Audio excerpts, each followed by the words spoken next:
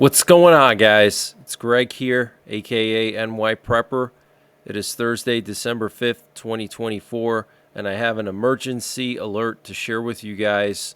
Right now it is 01:39 Eastern Time here in the United States, and we have some major breaking news coming in from Russia and also from here in the United States. So what you're looking at here is the flight path of a U.S. Nuke sniffer plane. This is a plane that's used to detect traces of radiation in the atmosphere, typically used to detect nuclear tests, nuclear weapons tests, and also any kind of radiation from nuclear power plant meltdowns and incidents. They sent one of these planes to Europe 2 years ago when there was heavy fighting between Ukraine and Russia near the Zaporizhia nuclear power plant. So we had one of these planes fly along the U.S. East Coast yesterday on December the 4th all day long, which is extremely unusual. And this can mean one of several things. First of all, it could mean that there are Russian nuclear-powered submarines, potentially nuclear-armed submarines, off the coast of the United States, off the U.S. eastern seaboard. And it was flying up and down the East Coast to see if it could catch where this sub potentially was. And it could also mean that Russia was planning another ICBM strike on Ukraine, and they scrambled this thing up into the air just in case Russia was going to launch the Oreshnik again. So this way they could have some kind of an asset in the air to detect possible radiation from a Russian nuclear attack on Ukraine. The other possibility is that the U.S. is conducting a nuclear test tonight.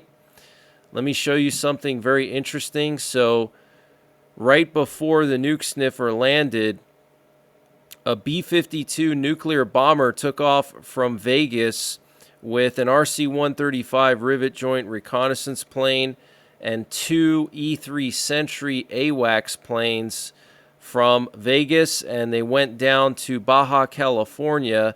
Now, what's interesting about this is historically, this area is where B-52s used to do nuclear tests. They would fly down into this area and release their air-launched cruise missiles towards the Bikini Atoll. Okay, that's where they did all the major nuclear tests back in the Cold War. So I don't know if we're doing a nuclear test with one of our B-52s. This is very, very concerning. Also, right now at 01:42 Eastern Time, we have a flurry of emergency action messages playing in my 24/7 live stream. Okay, back-to-back non-stop emergency action messages. So something is going on here. And this is actually a live flight tracker. And you can see a bunch of aerial refuelers, like probably a dozen in this area. Okay, so I don't know what's going on over here, guys, but something unusual is happening here off the coast of Southern California and Baja California. B-52 going down there. Here we have Biden's doomsday plane returning from Africa, heading to Offutt Air Base. We also have a nuclear war command and control plane up in the air right now. And a Russian ship fired flares at a German reconnaissance helicopter in the Baltic Sea while it was doing patrols of undersea cables. A Russian ship allegedly fired signal ammunition at a German military helicopter on a reconnaissance mission in the Baltic Sea, according to the German newspaper, the Berliner Zeitung. Foreign Minister Annalena Baerbock reportedly mentioned the alleged incident on the sidelines of a NATO meeting in Brussels, but did not provide any further details about the incident. The foreign minister also announced that Germany will increase the monitoring of pipelines and data cables in the Baltic Sea following reports of increased attacks from Russia and its allies. Okay, and just the other day, a fiber optic cable was cut in Finland that was connecting Finland to Sweden. Okay, a lot of places in Finland and Sweden lost internet connectivity because of this cut. And the chief of the general staff of the Russian armed forces, General Valery Gerasimov, called the chairman of the Joint Chiefs of Staff here in the U.S., General Charles Q. Brown Jr. last week, officials revealed to the New York Times. Okay, so the Russian top general and the U.S. top general had a phone call last week. During the call, Gerasimov told Charles Brown that the launch of the Oreshnik ICBM at Ukraine had been planned long before the Biden administration agreed to allow Ukraine to use U.S.-made ATACMS missiles to strike deeper into Russia, officials said. According to Brown's spokesman, the American general agreed not to proactively announce the call at the request of General Gerasimov.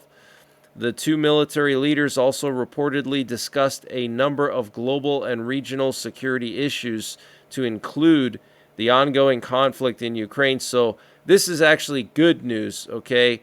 The generals of Russia and the U.S. having a conversation, which is a good sign, okay? So maybe things can simmer down. We'll have to wait and see. I don't think so, okay? Putin is planning more Oreshnik strikes. And the Iranian foreign minister is apparently en route to Moscow to meet with Assad and Kremlin officials on whether or not to enter into the conflict in Syria. So Iran is talking with Russia and Syria, determining if they're going to go into the civil war that's going on in Syria right now, the coup. And the Israeli media outlet Mariv has reported that the IDF has destroyed about 80% of Hezbollah's mid- and long-range rocket launchers during operations in southern Lebanon. 80%. Wow. The Israeli military is extremely successful at dealing with these bandits over there.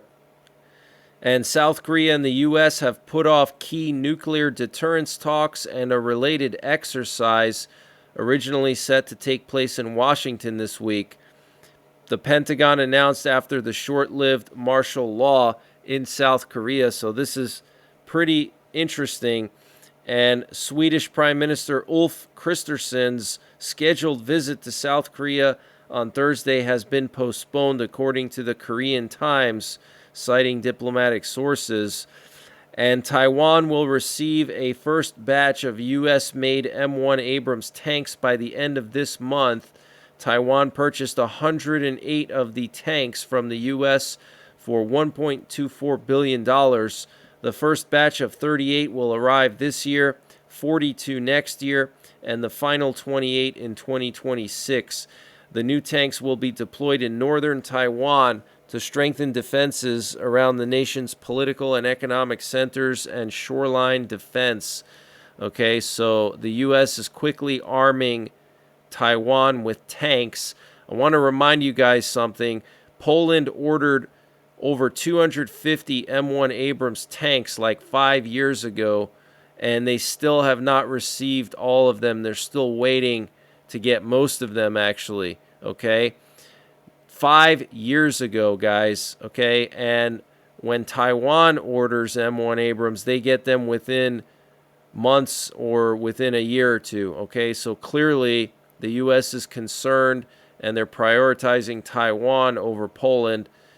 And the Russian representative to the UN Security Council claimed that the Ukraine supported the Syrian rebels and supplied weapons to the fighters in the ongoing Syrian civil war that just started.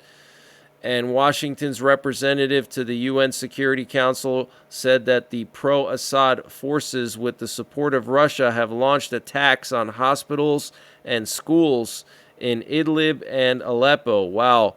And that's nothing new, guys, okay? Remember back in 2008 and later on during the Trump years, okay, Russia bombed so many hospitals in Syria. It's absolutely insane. And some kind of unidentified flu-like illness in the Congo has killed dozens, according to a statement from the Democratic Republic of Congo's health ministry. Since October 24th, a disease of still unknown origin has been spreading in Kwango province, specifically in the Panzi health zone. To date, this disease has caused the death of 79 people, most of whom are children over 15 years old, and has affected 376 individuals. The reported symptoms among patients include fever, headache, nasal discharge and cough, difficulty breathing, and anemia. Wow. And what you're looking at here, guys, is some massive reconnaissance over Poland and the Baltics yet again by NATO. We have a British sub-hunter plane that was patrolling the border of Lithuania and Russia. We have a British reconnaissance plane that was patrolling the coast of Kaliningrad. And then we have a NATO AWACS plane that was patrolling northern Poland. So lots of stuff going on over here in the Baltics and Poland. Very, very concerning. And yesterday morning, we had more encrypted data being transmitted on the primary U.S. nuclear war frequency. Let me play a sample of that for you. This was yesterday morning for several hours.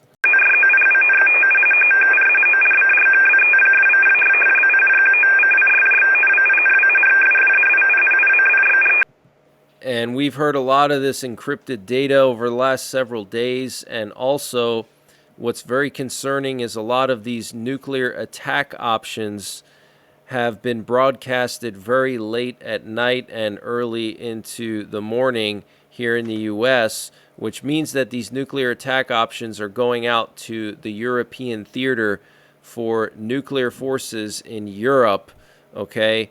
So this means that the U.S. is focusing on Europe, something happening in Europe, so they're sending out nuclear codes, nuclear attack options to their forces in Europe. So potentially Putin nuking Ukraine. Okay, that's my biggest concern right now, is Putin nuking Ukraine. And here we have a British reconnaissance plane that went all the way up to northern Scandinavia to the Russian Northern Fleet off the Kola Peninsula. It was accompanied by several aerial refuelers. This was 2 days ago.